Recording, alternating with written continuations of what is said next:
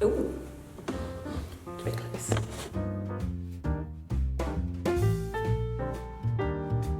Gosh, hello. This feels very teenage YouTube Emma. Camera on a stack of books, sat on a bedroom floor. I've just become so aware of the echo in here, so you'll have to bear with. I'm currently not at home, so working with what we've got. Hello, my name is Emma. I'm a filmmaker and YouTuber. I'm no longer doing conflict grad and filmmaking grad. I'm moving up in the world, guys. And this is my New Year's resolutions video. What am I at now? 10, 11, 12? Surely not 12. 12 of these videos? I have managed to do these quite religiously, which I'm well done, Emma. I'm especially like forcing myself to sit down and do this and not forget about it, because I managed to not film a 26th birthday video last year. Considering the fact that I've done that every single year since I was like 15, to have a year where I've missed it is... So I was ensuring that this one was gonna come to you. And also, you know, it comes to you, but it also obviously comes to me. So here we are. This is my 2025 New Year's resolutions video. And I will say, when the new year turned, I didn't have my resolutions ready. And then for the 1st of January and the 2nd of January, I slept horribly. Because I was fretting over what my resolution should be. And then what I've chosen sent me down an absolute spiral. It's all going very well. Let's just start with, oh my God, I need my reflections for last year. And what were my New Year's resolutions for last year? One moment, please. All right. Okay, let's get the show on the road. So the way this video usually works is I will reflect on the resolutions I had last year and see, you know, how did I do? And then also explain what my resolutions going forward this year are. So let's start with last year's. Top of my list was to learn to embroider. Look, I have ADHD, so acquiring hobbies is one of my favorite hobbies. I have this constant need to learn things, to be challenged. Learning new skills is just crack for my brain. It is my favorite thing to do, and it is one of my favorite things about myself. But what that means is you also just hoard hobbies. And honestly, that's okay. It's not the end of the world, but it is useful if you do something more practical and more useful. I decided that that meant embroidery. I essentially used embroidery as a way of learning how to mend holes in people's things. So I'd fix the hole right, and then I'd embroider little hearts on things. And my parents both now have things on their jumpers with little hearts on them, which I am particularly pleased with. It is very fun, but it is also really time consuming. It can be very fiddly and finicky. I do recommend it as a skill. I think it's very fun and I really enjoyed it. No, my light. The shutter just decided to close. It's very windy here at the moment. We're in the Provence, and the Provence has this really strong northerly wind called Mistral, and it just, if you hear things outside, that's what it is. But it's now shut my bloody shutters. I don't know if I would say that I necessarily got good at this, particularly because something else, a new hobby, caught my eye that is like embroidery adjacent. Fundamentally, maybe I don't have the patience to embroider. I do now have the skill to fix a hole, and to fix a hole in a garment really nicely, especially if it's just somewhere where you can't tuck it in anywhere or patch it. I think the fact that I can do this is just very important to me as a skill. And I bought lots of different embroidery flosses, and that made me really happy, and organizing them also made me really happy. So look, I can do it. I have that ability. Maybe that's all it needs to be, especially because instead of embroidery, I really got into sewing. I got a sewing machine for my birthday. I literally begged my mother for it, and then she finally relented, and I have never been so happy with any gift ever in my entire life. I made this dress. I wore it to a wedding. I can't afford to buy this dress, but I could afford to make it.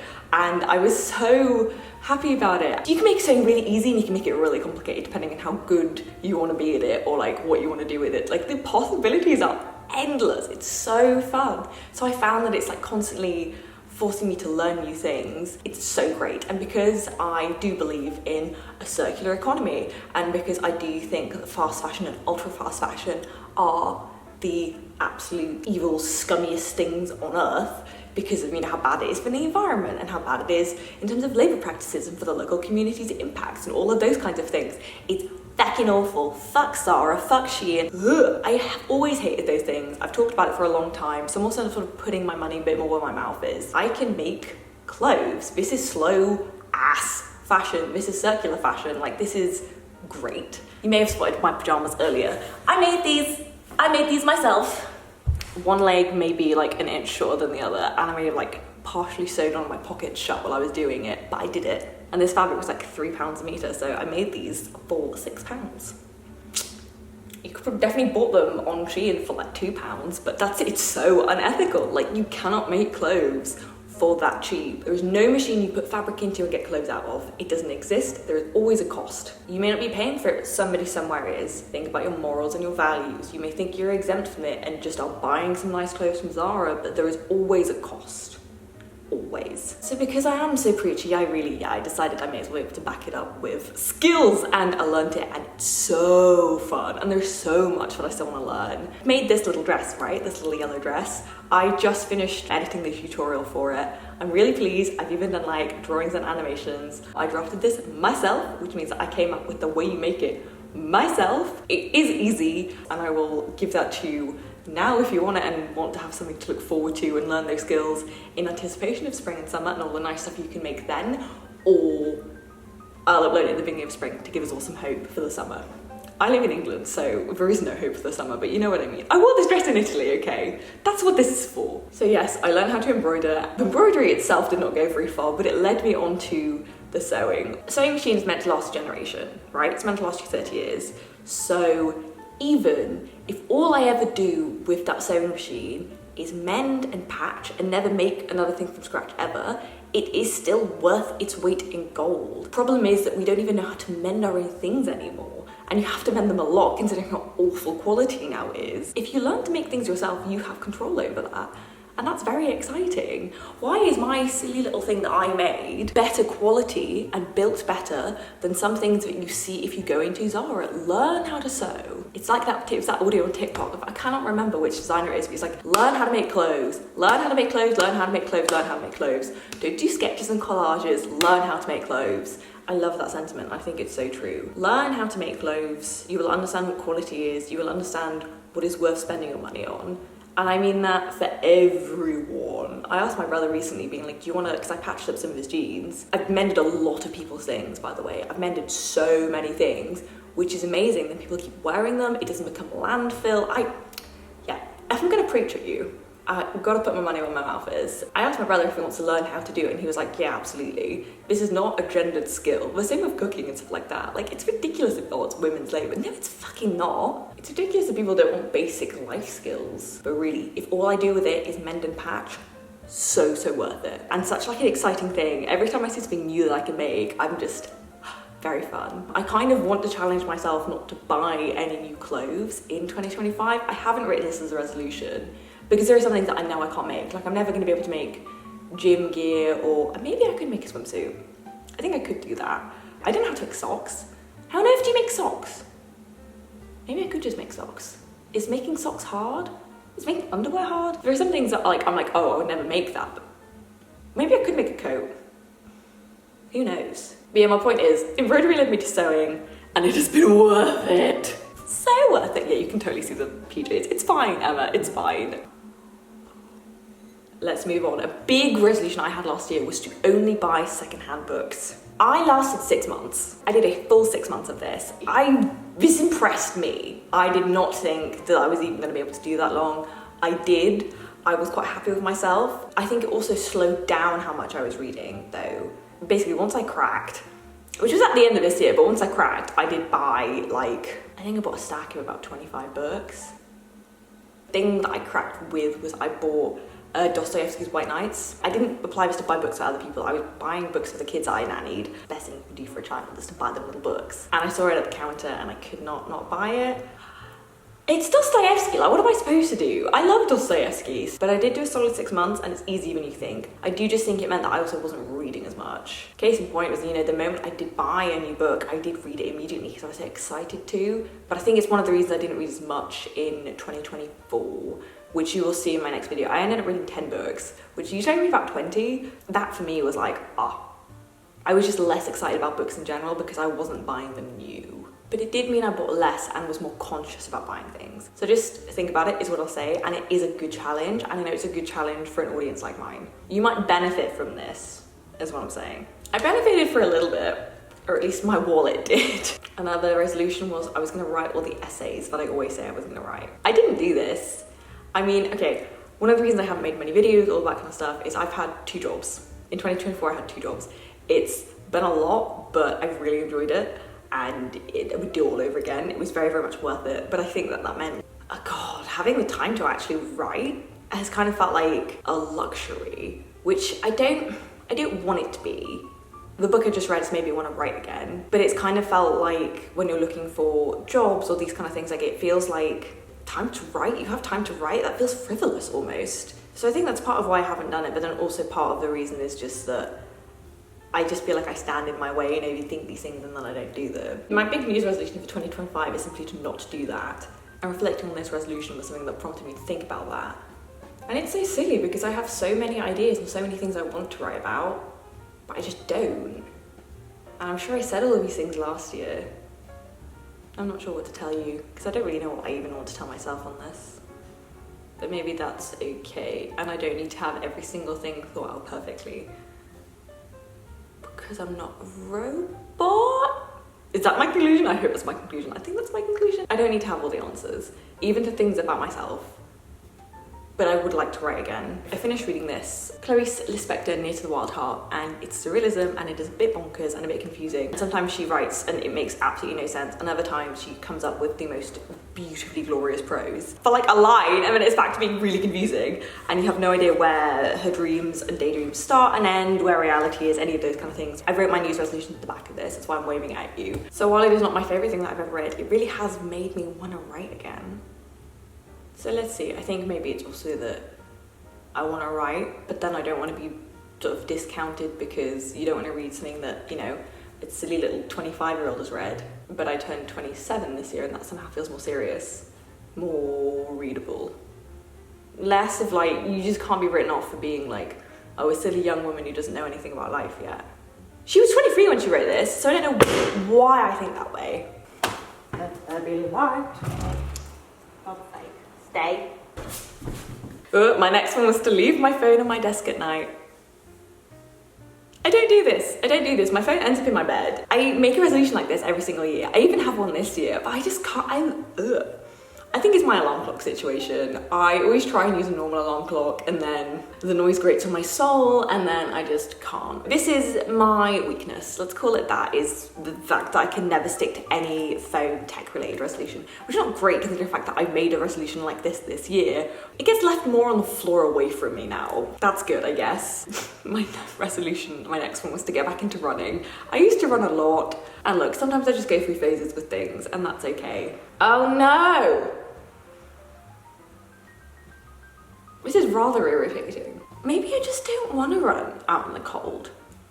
It's annoying because I'm good at it, and it's annoying because I enjoy it. When I've gone through the absolute torment of getting ready for a run and doing the first 3 kilometers, I hate doing that.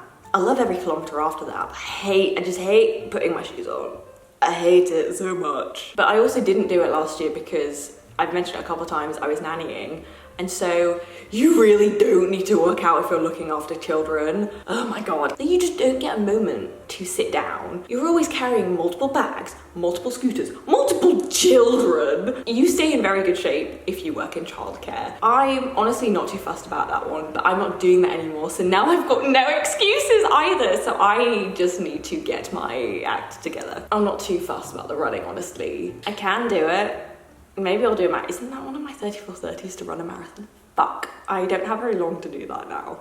I'm still adamant I could do it. Maybe that was all just the endorphins talking, and I could go run after those endorphins. They were pretty damn good. I'll think about it. This actually one, I only just realised how important this one is and how well I've done with this. One of my resolutions in 2024 was to become less financially illiterate. And honestly, up until right now, I had not thought about that, or given myself the credit for the fact that I have done this in 2024. I have made a massive effort with this year. I am very proud of myself for it. It's also because this year I've also done more freelance work, and if you're freelance, you have to do your own taxes. So I've been terrified of doing any of that wrong. So I've just learned a lot, been very careful, and like I know where every single penny is. I can tell you about savings accounts and different yields and all of that kind of stuff. The earlier you learn these things, the better. It's also because I felt like at one point, I felt like I was always asking all my dad or my brothers or my boyfriend for help and advice. They are knowledgeable people, but I don't want to be that person. So that was very important. I'm doing a lot of research online. I'm very proud of myself for working on this year, and I encourage you all to. It's all very important to know. Knowledge isn't always be power, and it was also, you know, it's safety and it's reassuredness, and just financial literacy is not stressed enough. It does not matter how old you are or what your circumstances, you should always learn these things. The information is available for free on the internet. Like, that's wild. Like, all this whole massive wealth of knowledge on the internet. And now you can use AI as well to ask like specific or dumb questions, whatever you fancy. Obviously fact check everything that you read and always be careful and cautious. But the information is all out there. So, you know, well done. I'm very proud of you, Emma. That was something that felt very daunting this time last year. And now, you know all your spreadsheets, you know everything is. That's really good. Build yourself a little spreadsheet. Where is all of your stuff? Where is it all going? What are you spending on? Even if that's all you learn is just where your money goes, that is a fantastic thing to know. And the more you understand, the more you can control and look after yourself. And that's always worth learning. All right, let's move on to what my New Year's resolutions for this year are. So in 2025, my big resolution, because I always do some fun practical ones, right? But my big resolution is written in the back here. Here they all are. Stop standing in my way creatively. Good and done is sometimes better than perfect and unfinished. Just get on with it. This is the time of year where I kind of just do need a slap in the face. You know, it's very easy to wallow and just get a bit like spirally, which is what, like I said, I did the last few nights because I was like, what is my New Year's resolution? This is my New Year's resolution. It's the same with what I was saying about the writing, like, just do it. It's also so stupid because I'm a much better editor than I am a writer.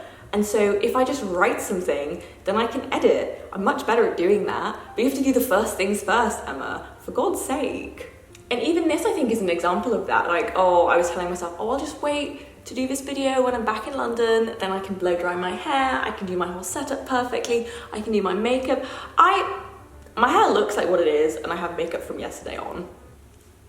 It doesn't matter, it's fine. Just if I don't do this, I know that I will just keep pushing it back and then not do it, and then push back all of my other work, and then other stuff just doesn't get done. Get on with it, Emma. Like, that is the feeling of just like, I think the reason I didn't do a video for when I turned 26 was because of the fact that I was so like, about like my career. That is one of the things that is like currently genuinely quite stressing me out. You know, I left film school and I was on this like high and I was on this like great like run, and then it's kind of like stopped. It's probably the reason it is the reason I didn't do that video, because I wanted to be able to tell me and you that things were great and dandy when they weren't. And I think the reason I need this now as my resolution to, more than anything, is just get on with it, is because I just need to do all the things I keep saying that I'm gonna do, but then I'm so worried about certain things that I just don't do it. And it's hugely because of fear of rejection. But I feel like maybe if I was doing all of the things that I said I wanted to do to myself, career-wise, that I would have just, I don't know, maybe I would be in a different place than I am now. And like, it's always a horrible and reality to have to look at and face. Nobody wants to admit that. Mind you, I'm currently heading up post-production for an independent feature. I've been doing that since June. And I've been doing the nannying as well. So like, I've objectively been doing a pretty good fucking job, but somehow it still doesn't feel enough because it's not exactly what I want to do. Anybody who's done anything freelance creatively will tell you that it's not a linear path. And I know that, and I knew that was going to be the case, but I still secretly didn't think that was going to happen to me.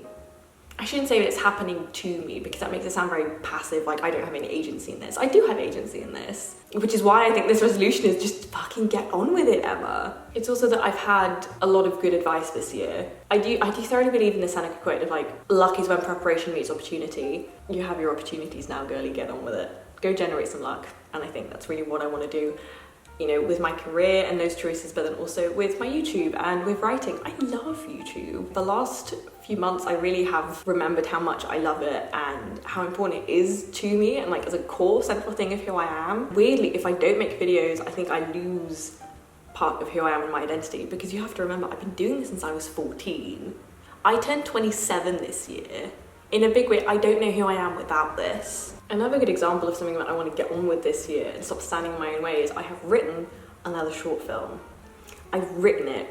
It has a couple issues, but I know how to fix them, and it's good, and I believe in this. And it's probably going to be the last short film I ever make, because short films are not financially a viable thing to do. They're very expensive, they're money pits. But the contract I've had for the last few months with the feature film that I'm working on, that money has been saved up to go and be used on this. So now I need to use it on this. And planning a short film is always slightly terrifying. Working on any film is slightly terrifying. But you can do it, Emma. It's such a good idea. It's just get on with it. The short film from the point of view of a dyslexic 7-year-old. I wonder where I got that idea from, but I'm very proud of what I've written. I'm very passionate about it. And I've also been thinking about doing this film for years now, years. And it's also now been years since I shot my grad film. That was the last short film that I made. I have produced stuff that I've shot with the film that I'm currently working on. Again, I haven't written this film, I haven't made this film. I'm currently heading up post-production for them. It's an independent feature, very independent, and we did reshoots for them, which I'm very proud of as well, actually. But my grad film was the last short film that I made, that was my baby. And I just now need another baby. So that's the plan for this year. It's the resolution, it's also that's the plan for this year. Whilst a lot of these things are the same things I said last year I was daunted and terrified by them, and now I think I'm more excited and just ready. I just know how much more I want out of my life and my career. So like I said, I'm excited to get on with it. The other bigger resolution I have this year is to kick my fucking TikTok addiction. I love TikTok. There is a lot of wonderful, wonderful stuff you can find on there. It's very inspiring and all that kind of stuff. But for fuck's sake, it's also just fucking brain rot, isn't it? And it was going really well at one point. I had a really good time limit on and a password, and then TikTok changed it. So that if you just type in the password and it tells you what the password is, you can just continue to scroll. Why is that even an option? So I finally figured out the screen time password thing, and now my mother has the password. So sometimes I can't be trusted. You can even adjust a weekly time schedule. So there are some days where I just have it's like, can I go on TikTok? No. And when I'm scrolling, I don't want to turn it off because I'm worried almost about getting FOMO and all the fun things I'm gonna miss. But when I have days where I'm not on it whatsoever, I don't miss anything. It's a masterclass in just, you're a little rat pressing on the little dopamine thing the whole time. That's what it is. And it's great because it has taught me lots of things. I got into embroidery and I got into sewing because of that. But again, I told you there was a phone one in here. Here is a phone one. I kind of wish they banned TikTok in the US. It would have been great for me and my screen time. Okay, now for the fun ones. I always have some fun ones. These are my fun practical ones. To work on my handwriting, because cursive is calling. I mean, do you see how it is that I write? It really could be better, and sometimes it is just completely illegible. My handwriting has always been shit. I'm dyslexic, my handwriting has always been shit, so I feel like a concerted effort to make it a little bit nicer would probably go a long way. I wish I'd thought of doing this as a teenager. This is the kind of thing that I feel like as a teenager you're like, yeah, get obsessed with it and then forget about it for a while, but then in the meantime you did actually change your handwriting slightly for the better. 15-year-old me let me down, but 26, oh my god, I'm not 27, I almost said 27. 26-year-old me is gonna pick up some slack here. I can do this. I can do this. Another one is more physical media. I got a new hard drive recently, and I was copying over my vlog archive, like my whole vlog archive of finished things. I've made almost 100 weekly vlogs. 100 weeks of my life? Can you believe that? I copied over my archive. It was 500 gigabytes. This is in part because this was before I discovered exporting H.264. Did not yet know what a compressor was. So some of these files are like 40 gigabytes. You live and you learn. It's a long road to learning how to edit. There is a lot of technical stuff. I'm glad I know better now. Again, I've been doing this since I was 14. You can't know everything. But that archive is 500 gigabytes big, and it's just like, I need to burn some of these onto DVDs. We have a projector here, so over Christmas we watched loads of movies, and we were just renting these films to watch them, to stream them. But we have a lot of these DVDs. We already spent the money on the DVD, and now we're paying to watch it again, but we already own it. So yeah, I really believe in more physical media. One of the things I really want to do is print off, you can basically print off coffee table books with your pictures in, and they are banging. I really like those. I've done film photography for a long time. I really like 35mm. It's really expensive now though. Somebody tried to sell me a roll of film for £25 recently and I was not pleased with it. 25 fucking pounds for a roll of film, not even like a box of 3, a roll of film. 35mm may have become a little bit too expensive recently, so I need to, you know, other avenues of physical media. It was also very sweet because when I left the nannying job, I printed off a bunch of photos of the kids, stuff we'd done, a couple of photos with me, and I'd written on the back of them for each child. You know, cards get thrown away, digital photos obviously get lost. So it's very nice to like hand, kids need physical media, so it's very nice to be able to give those to them. And then when I babysat, one of the kids showed me that in a book, they stuck those photos. Like so it's very important to have physical media. We're losing it. Less framed photos, less of all this kind of stuff. That's, who wants that? That's no fun. And I definitely need to burn vlogs onto DVDs. And my grad film, and all of the films I did at film school, I don't have physical copies of those. My mum says when she wants to watch the DVD of the film, because she was my producer, she has to like root through her WhatsApp and all these things to find links. We need more DVDs. Bring back DVD players for God's sake. This next one is get my butt back to Pilates. I have briefly been a Pilates princess. I love Pilates, except my gym now has reformer Pilates and I'm like scared of it, but that's fine. I do want to go back to Pilates. Look, it burns so good and it makes my ego feel even better than my glutes do. I want to be a Pilates princess again.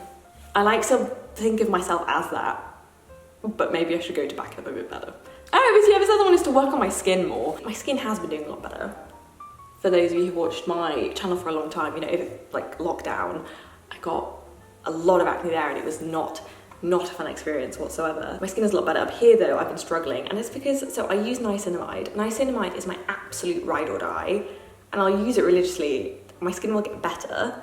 I stop using it, then my skin gets worse and I get upset that my skin has got worse again. I'm like, girl, you know why? So I, again, need a bit of a reality check. That's why this time of year for me is a slap in the face, because I just need to, it's, you know, when you just want to,